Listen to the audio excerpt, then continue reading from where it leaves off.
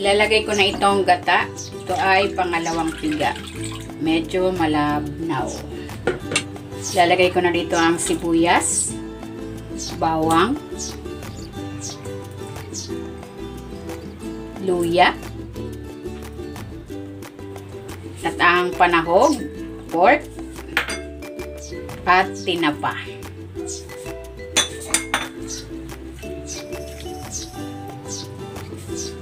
Titimplahan ko ito ng asin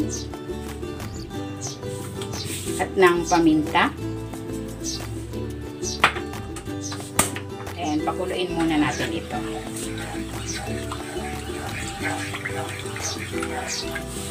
Kung hindi ka pa nakapag-subscribe sa aking channel, please subscribe at i-click mo na rin ang notification bell para lagi kang updated sa aking latest recipes.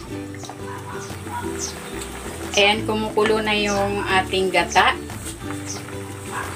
Ilalagay ko na itong puso ng saging. Ayan, ako lang naghiwa niyan. Pagkatapos ko itong hiwain, binabad ko ito sa asin at suka para hindi gaanong mangitim. Saka ko pinigaan. Nugasan ko sa tubig para matanggal yung ano nito, yung dagta.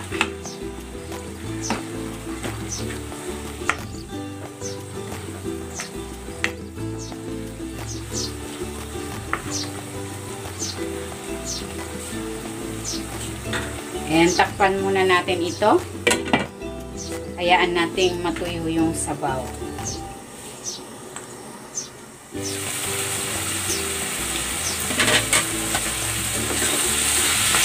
Ayan, natuyo na yung unang gata na nilagay natin. Ilalagay ko naman itong coconut cream. Ito yung unang piga. Malapot.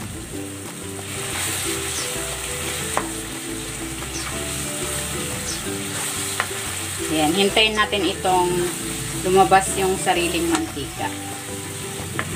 Mas masarap pag medyo nagmamantika yung gata.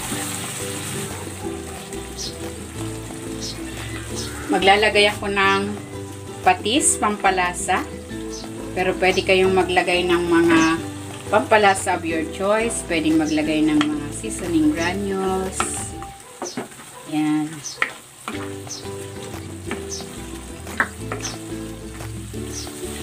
Ayan, nagmamantika na. Ilalagay ko na itong siling green at ang labuyo para may anghang.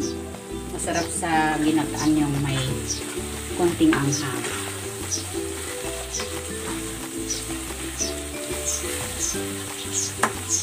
Ayan, luto na itong ating ginataang puso ng saging. Hanguin na natin.